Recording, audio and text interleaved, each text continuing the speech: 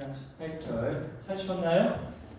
네, 우리 같이 한번 읽겠습니다. 시작. 그러나 내가 이스라엘 가운데 7천이를 남기리니 다 무릎을 바르게 꿇지 아니하고 다 그 입을 바르게 맞추지 아니하니라. 아멘. 자, 오늘 저는요 침체와 회복 그리고 소망, 엘리야의 회복과 남은 자의 소망 이야기, 이 제목으로 같이 함께 은혜를 나누고자 합니다. 정말 시간이 빠른 것 같아요, 그렇죠? 2023년이 시작한 게 어저께 같은데 너무 뻥 같나? 그저께 같은데 벌써 11월 그리고 마지막 주입니다, 그렇죠? 이제 다음 주가 되어지면 우리가 12월로 들어가면서 대강절을 맞게 되어지고 그리고 4주가 있으면 여러분들이 그렇게 좋아하는 크리스마스입니다. 벌써 시간이 이렇게 된 것 같아요. 우리 2023년도를 시작하면서 우리 대학청년대교구의 하나의 주제를 렘넌트라고 정하게 되어졌었죠. 자, 그래서 우리가 하나님 앞에 거룩한 자로서, 남은 자로서 구별되어서 오직 하나님의 말씀과 그 믿음과 확신 가운데서 우리의 삶을 그렇게 살아내자 하면서 지금까지 왔는데요. 오늘은 이제 마지막 네 번째 시간입니다. 여러분, 우리 렘넌트 기억하시나요? 그 시간마다 주신 말씀들 기억하시나요? 예지. 자신감 있게. 자, 첫 번째 시간 뭐라고 그랬죠? 시킬 줄 몰랐지. 자, 우리 렘넌트, 우리 남은 자에 대해서 우리 같이 나누었었는데요. 오늘 마지막 시간입니다.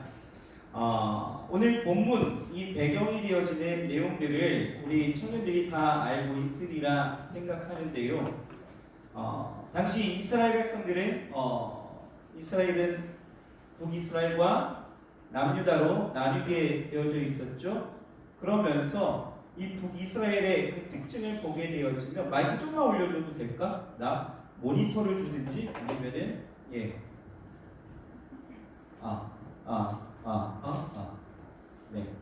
보면서 할게요. 이 북이스라엘 보게 되어지는 특징이 뭐냐면 선한 왕이 한 명도 없었더라. 이게 특징입니다. 그죠? 북이스라엘의 특징은 선한 왕이 한 명도 없었더라. 그 정도로 하나님 앞에 패역하고 선하지 않았다라는 거죠. 악한 나라였습니다. 여기서 악하다라고 이야기한다는 것은 뭐예요? 왜 그렇습니까?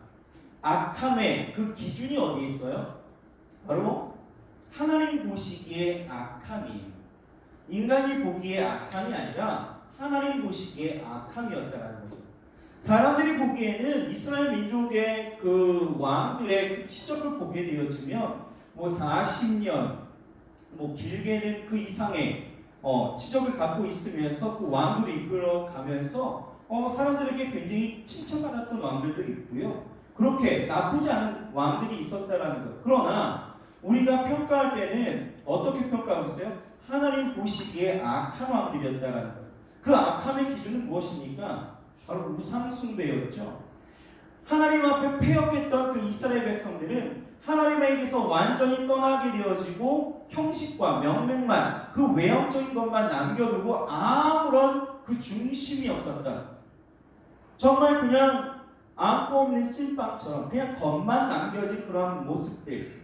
그래서 하나님을 버리게 되어지는 이런 모습들. 늘 우상 숭배로 인해서 하나님의 구원의 손길이 펼쳐지지만 그들은 그것을 거부해버렸던 그런 모습들. 그러한 시대 가운데에서 특별히 이 오므리라는 왕조가 들어서게 되어져요.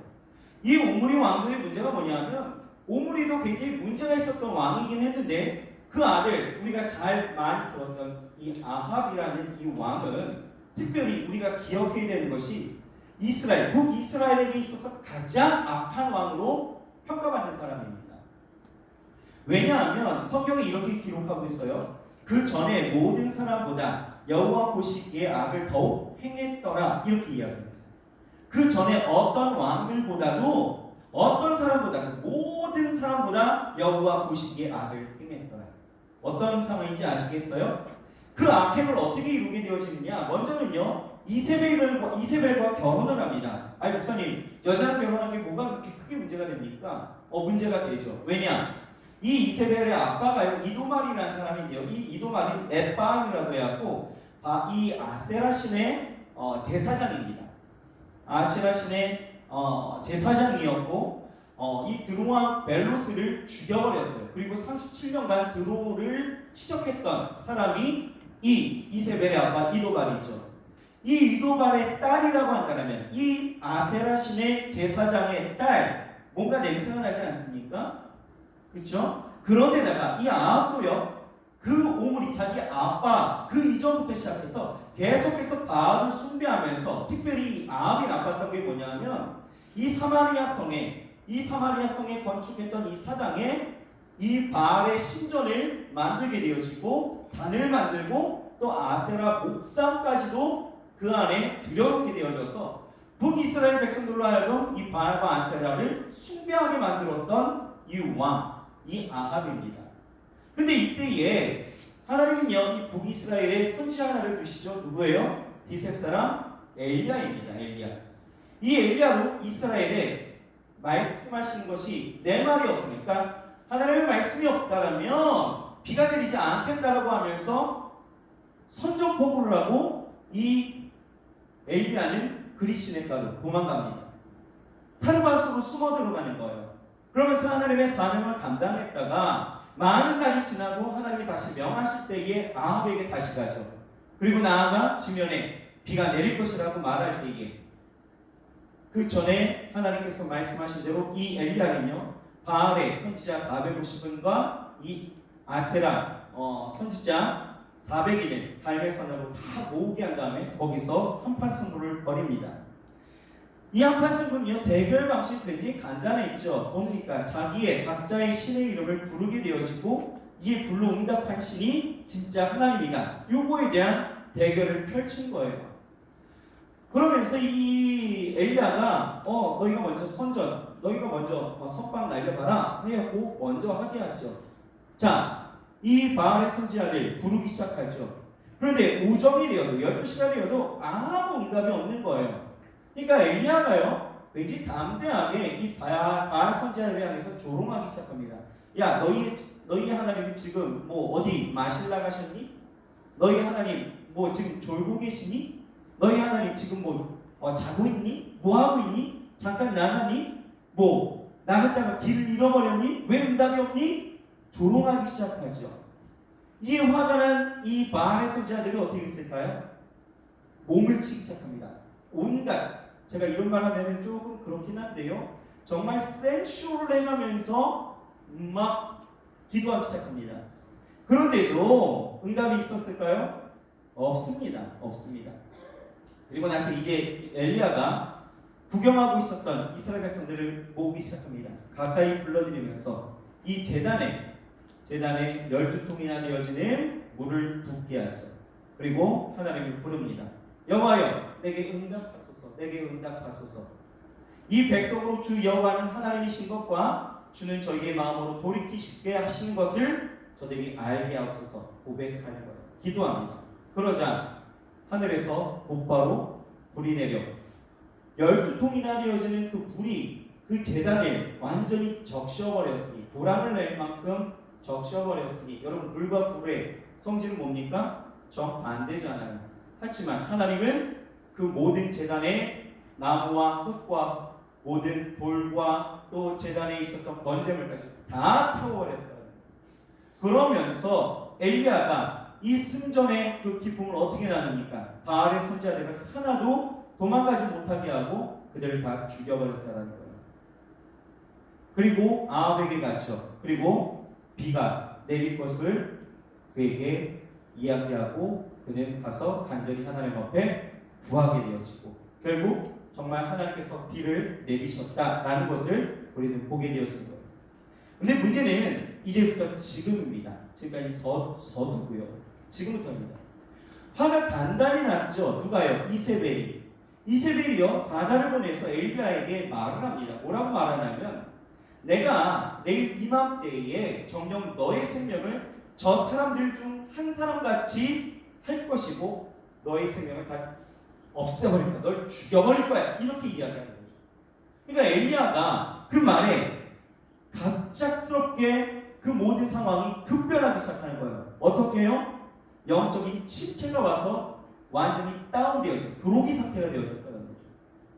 아니 이상하지 않습니까? 이 사람 어떤 사람이었습니까? 지금 방금 전까지 갈멜산에서 아주 조롱까지 해가면서 그렇죠? 완벽한 승리를 일구어냈던 사람이 엘리야예요. 완벽한 승리를 맛본 사람, 이 사람이 맞나 싶을 정도로 이 사람에게 있어서 지금 급격한 영적 침체가 왔다. 침체가 왔다. 그러면서 뭐라고 이야기하냐면 도망갑니다. 그러면서 하는 말이 하나님 나를 죽여주시옵소서. 죽여달래요. 그러면서 뭐라고 이야기하냐? 나만 홀로 남았으니 더 이상 나는 버틸 수가 없습니다. 라고 이야기하는 거예요.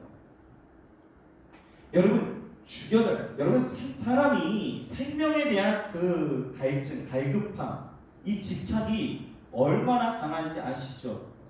그렇죠? 어떻게든 살겠다라고 하는 게 사람의 심리 그리고 생존 본능이에요. 근데 그것을 거부해가면서까지 나를 죽여달라고 이야기했던 그 모습을 보면 이 사람의 영적 침체가 얼마나 강하게 왔는지 세게 왔는지 우리는 알아야 된다는 거예요. 그러면서 남았다라고 이야기하면서 더 이상 버틸 수 없다라고 내가 이제 죽고 싶다라고 이야기한다면 여러분 이것은 어마어마한 지금 사건이 되어질 수 있는 거예요. 여러분 여러분들의 인생에 있어서 가장 힘들고 어려울 때는 언제입니까? 여러분들이 진짜 힘들 때 언제예요? 우리 맹성호? 내가 맹성호를 지금 계속 이야기하는 이유가 있어. 그치 승호야? 졸음이 오는 것을 견디지 못하면 진짜 힘든 거예요. 있어야 되는데 목사님이 지금 보고 있는데 어떻게 있어야 되는데 힘든 거죠. 여러분 진짜 힘들 때가 언제예요? 진짜 정말 힘들 때. 응? 영민아 정말 힘들 때가 언제입니까? 월요일 아침이요. 에? 월요일 아침. 월요일 아침. 정말 공감된다, 그죠? 근데 나는 공감을 못 하겠어요. 난 공감이 안 돼. 난 월요일이 제일 좋거든. 난 이 시간이 끝나고 집에 가면 가장 행복한 시간입니다. 부럽지. 그래도 나는 토요일날 새벽 2시까지 설교 준비한단다. 아무튼 우리가 정말 힘들 때가 많이 있어요. 여러분들 가운데에서도 이런 사람들도 있더라고요. 남자친구랑 여자친구랑 사귀다가 헤어지면 그게 가장 어렵대요. 어떤 사람은 회사에서 잘리고 반려묘가 세상을 떠나면 그게 가장 힘들다. 여러 가지 이야기를 하더라고요. 그런데 사실 이런 문제는요, 우리가 영적으로 충만하다면 사실 그렇게 힘들게 느끼지 않는다는 거죠. 힘든 건 사실이에요. 그죠? 안 힘들 수는 없어요. 하지만 금방 일어날 수 있습니다. 영적으로 충분합니다. 여러분 그리스도인들이 무서운 것이 바로 이거예요. 환경과 조건을 초월해서 하나님이 주신 기쁨과 소망으로 얼마든지 일어날 수 있는 것이 그리스도인들의 특징이고 그래서 그게 무서운 거예요. 그런데 환경 가운데에서 여러 가지 조건 가운데서 내게 당면해진 여러 가지 상황이 나를 어렵게 한다? No, 아닙니다. 영적으로 침체된 것이 가장 힘든 일이 되어질 수 있다라는 거예요. 자, 그렇다면 우리는 왜 영적으로 침체되어질까? 우리 이거 생각해 보고자 합니다. 자, 왜 엘리야 같은 이 위대한 선지자가 영적인 침체가 오게 되어졌을까? 그 이유가 무엇입니까? 몇 가지 정리해 본다면 첫째는 사람 때문에 힘든 거예요. 사람이기 때문에 영적 침체가 오는 거예요.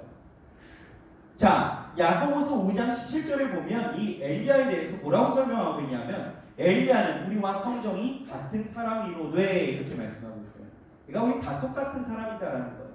엘리야가 굉장히 큰 일을 한 것 같지만 본질적으로는 뭐예요? 다 같은 사람이로되. 무슨 얘기입니까?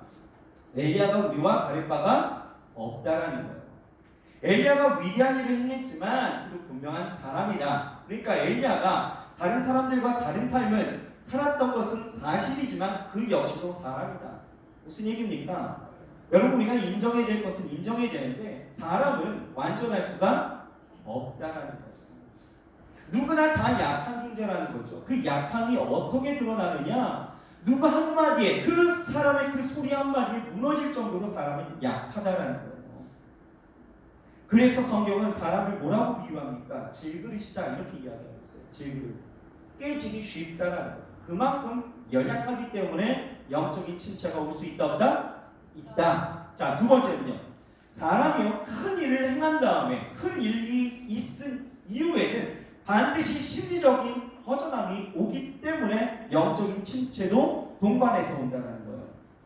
우리가 보통 큰 일을 할 때는 집중하고요. 그 일을 하느라고 잘 모르겠지만 이 일이 끝나고 나면은 그 일들로 채워졌던 것들이 비워지게 되어지면서 심리적인 허전함을 느끼게 되어집니다.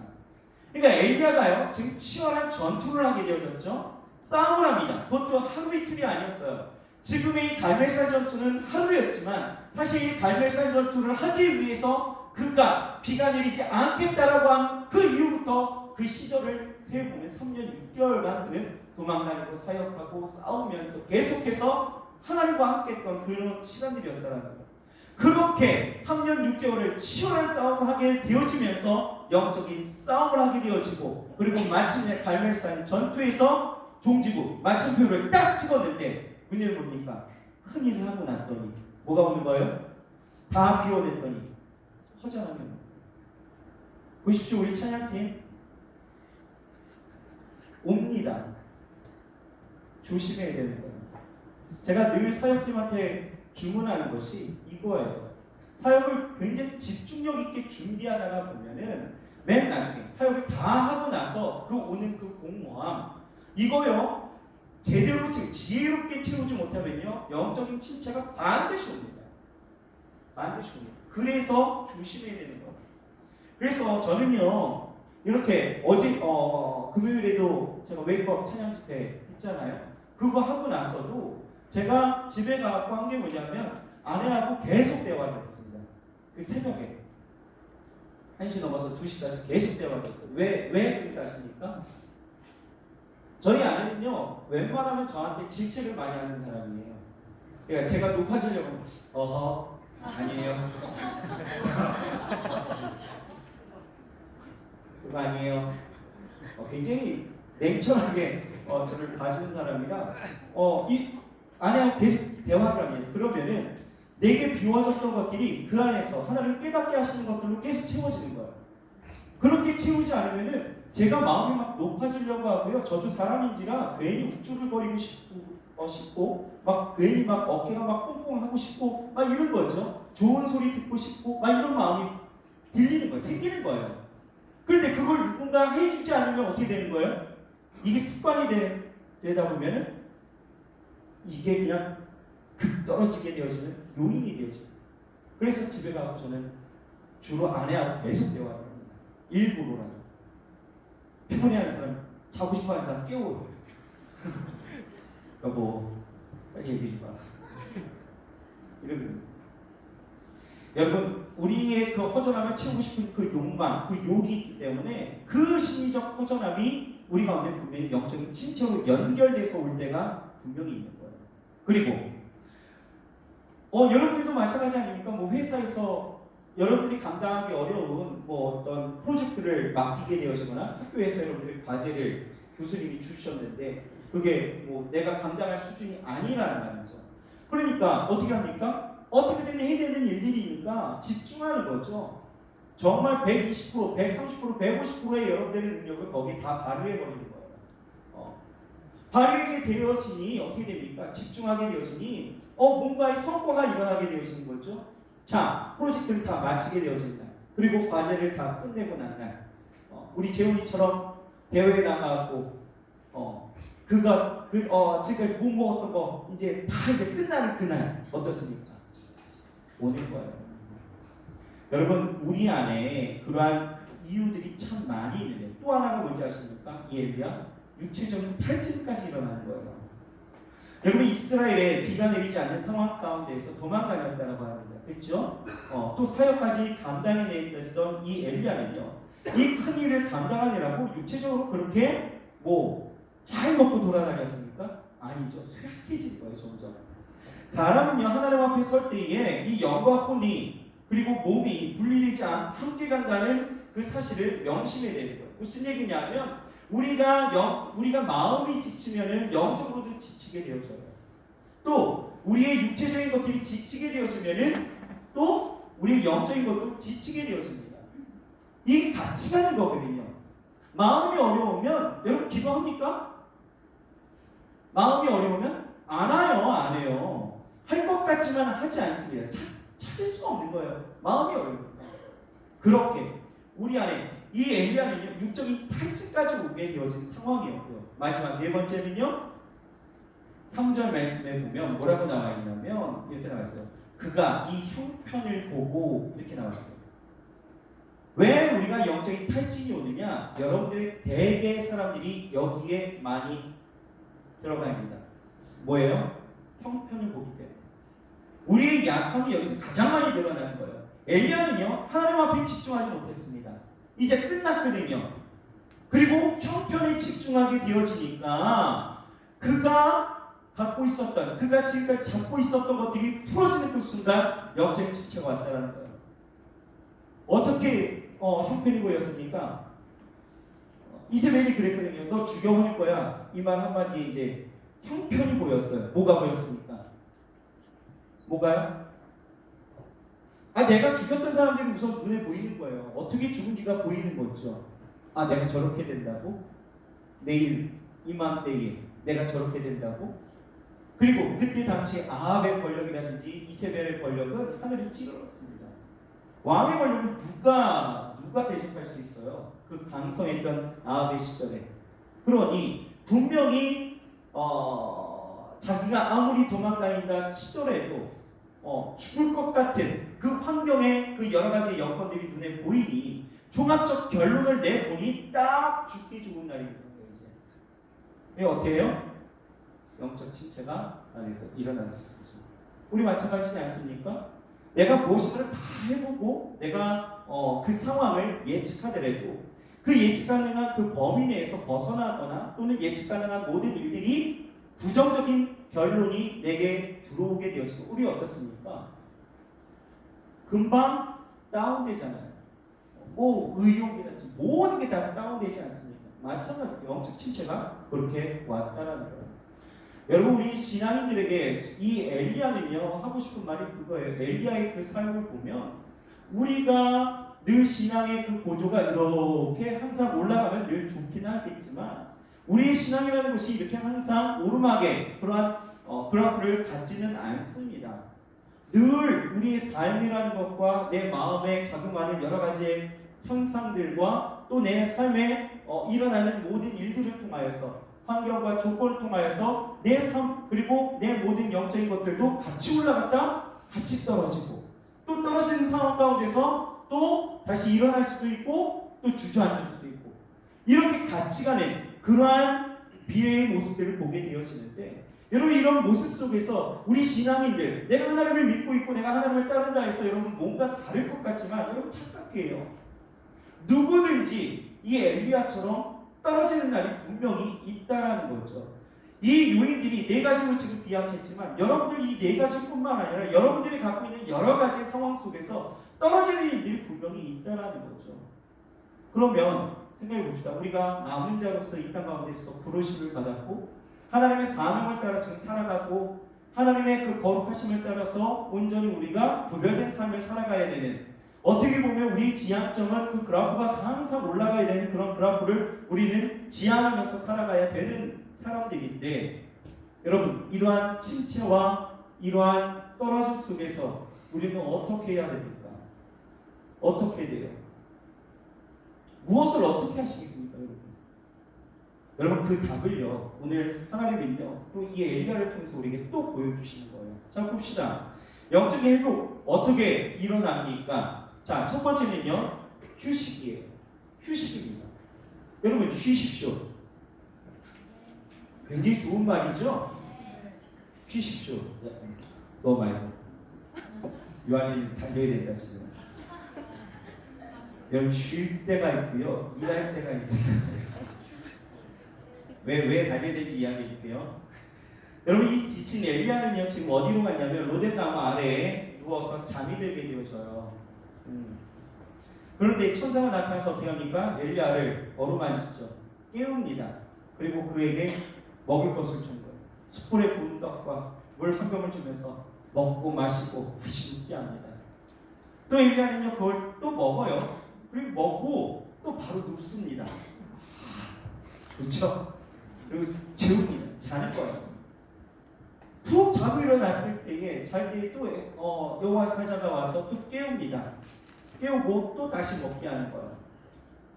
엘리야는요 실컷 쉬었어요.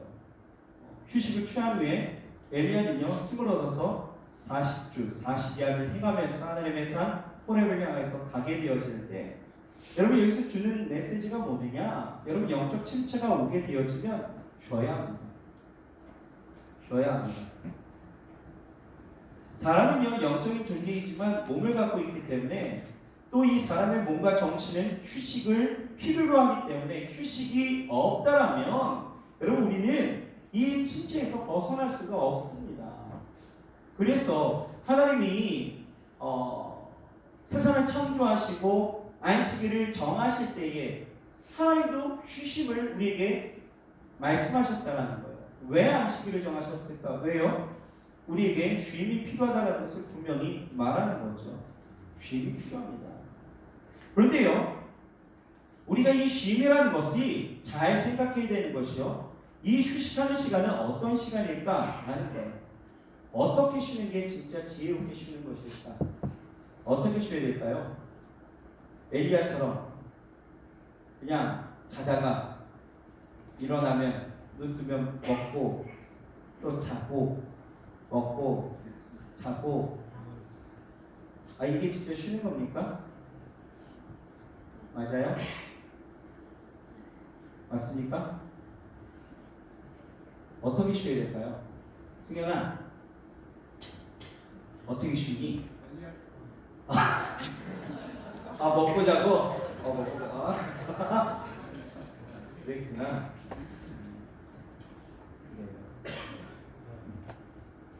여러분 우리가 휴식에 대한 개념을 생각할 때에 꼭 생각해야 되는 것이 휴식은 충전의 시간입니다. 휴식은 충전의 시간입니다. 재충전, 그러니까 나를 다듬는, 나를 다시 새롭게 리프레시할 수 있는 시간이어야 된다는 거예요. 여러분 그 충전이라는 것이 우리에게 굉장히 중요한 것이요. 여러분 도끼로 나무를 팰 때에 계속 팬다고 해서 그 나무가 다 잘라지고 막 효율성 있게 계속 잘라지고 이러진 않잖아요. 그죠? 도끼의 나이라는 것은 언젠가 무뎌지게 되어진단 말이죠. 이때가 어떤 때예요? 나를 갈아야 되는 때예요. 그러니까 쉰다라는 것은 내가 그냥 먹고 자는 것으로만 우리가 인식하면 안 된다는 거죠. 그 쉼을 통하여서 하나님이 나에게 쉼을 주신다는 그 쉼을 통하여서 내가 어떤 충전을 할 수 있느냐가 중요한 시기이다 하는 거예요. 중요한 시간입니다.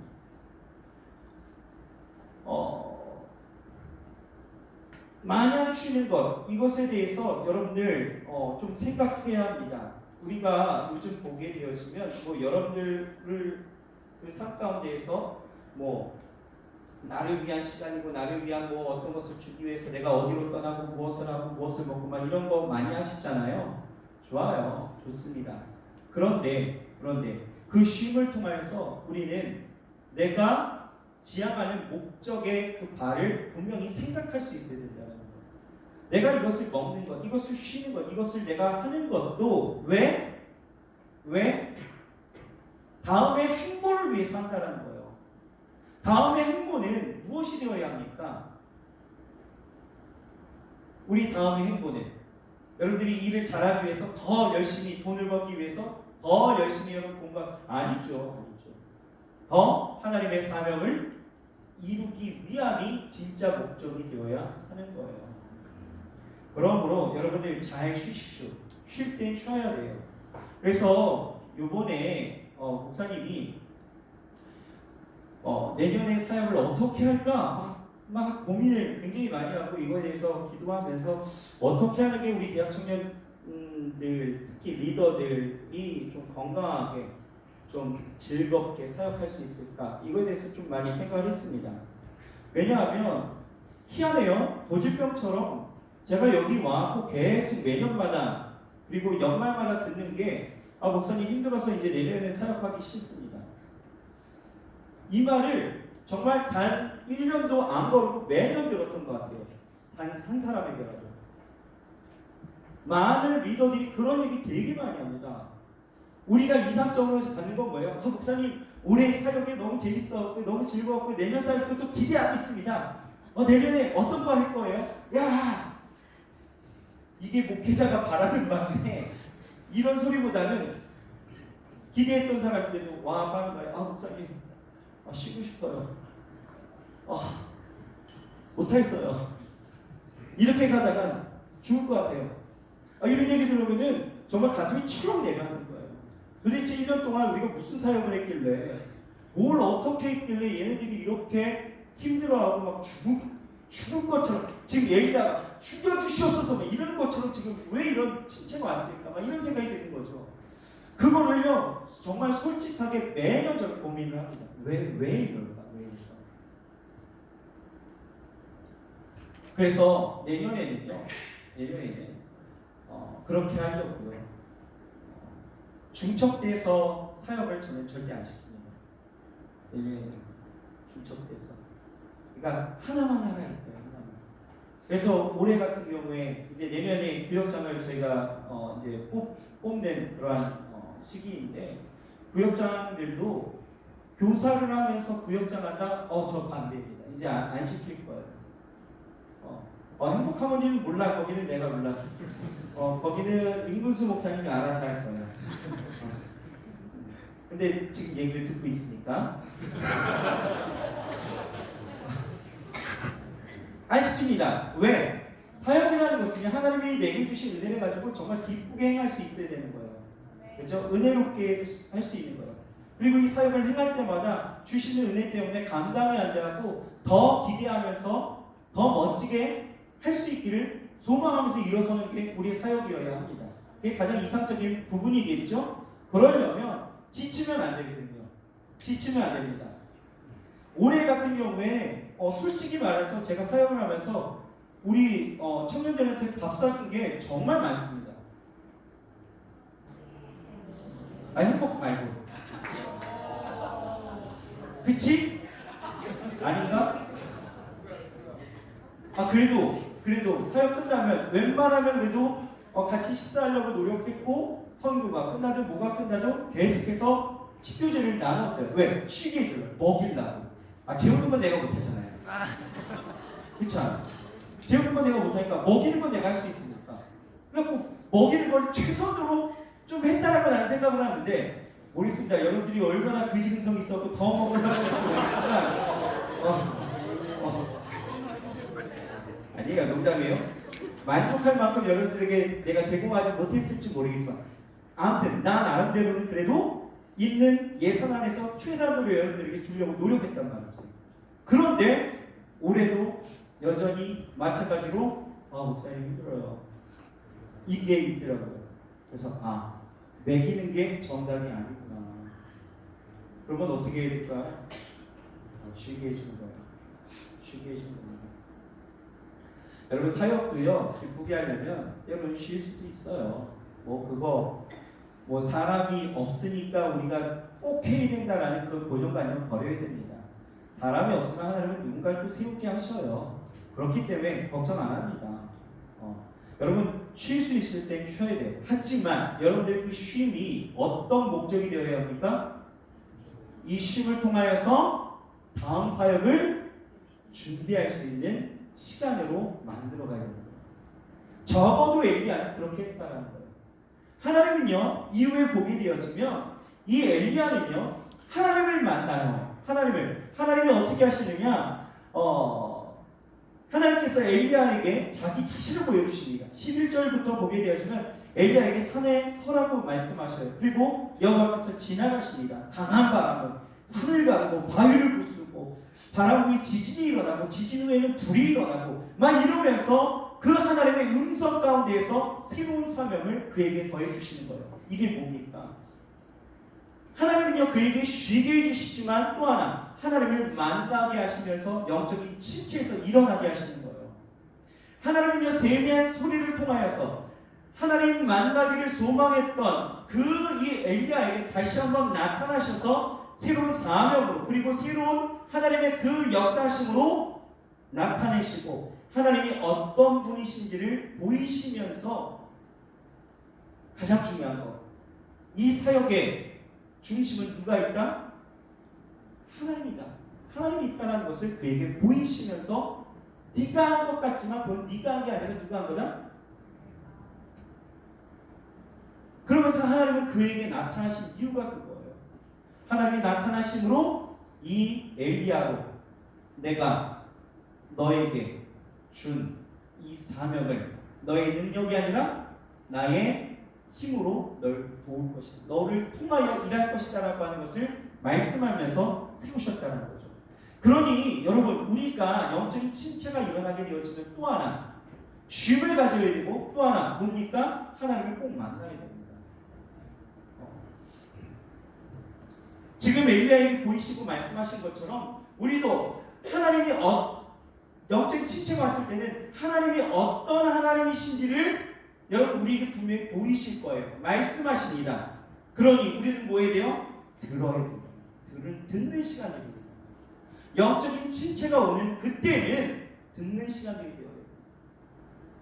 우리는 말하려고 하죠. 아, 나 힘들어요. 나 죽을 것 같아요. 하나님 이거 어떻게 합니까? 우리는 말하기에는 굉장히 급급합니다. 하지만 듣지를 않을 거예요. 그러나 영적인 침체가 왔을 때 우리가 먼저 해야 되는 일들은 들어야 됩니다. 하나님이 어떤 하나님이신지를 우리는 보이실 때에 그 보이신 하나님을 보고 우리는 들어야 됩니다. 그래야 내가 그 하나님을 인정하고 일어설 수 있는 거예요. 내가 말하기만 한다면 그 하나님에 대해서 내가 고백할 수 있는 것이 없습니다. 하지만 내게 보이시는 그 하나님을 보고 내가 듣게 되어지면 그때는 일어날 수 있는 거예요. 그리고 어떻게 했어요? 이 엘리야는 비전의 삶으로 다시 나아갔다는 거예요. 여러분 보십시오. 엘리야가 영적 침체가 온 것은 그거예요. 이제 하나 끝났거든요. 비전이 뭐였습니까? 3년 6개월 동안 비가 내리지 않고 비가 내리게 하는 것. 그리고 이스라엘 백성들이 다시 하나님 앞에 바로 서게 하는 것이 엘리야의 비전이었습니다. 그런데 갈멜산 전투에서 그게 끝나버린 거예요. 그럼 다음 비전이 있어야 되잖아요. 그런데 그 비전을 잡지 못하게 되어지니까 영적인 침체가 왔단 말이죠. 그 영적인 침체가 왔을 때 하나님은 어떻게 하셔요? 쉬게 하셨죠? 하나님 만나시고 하나님은 어떤 분이신지를 보이셨죠? 듣게 하십니다. 그리고 하는 것이 뭐예요? 새로운 비전을 그에게 부여해 주셨다는 거예요. 사명대로 나아갔다는 거죠.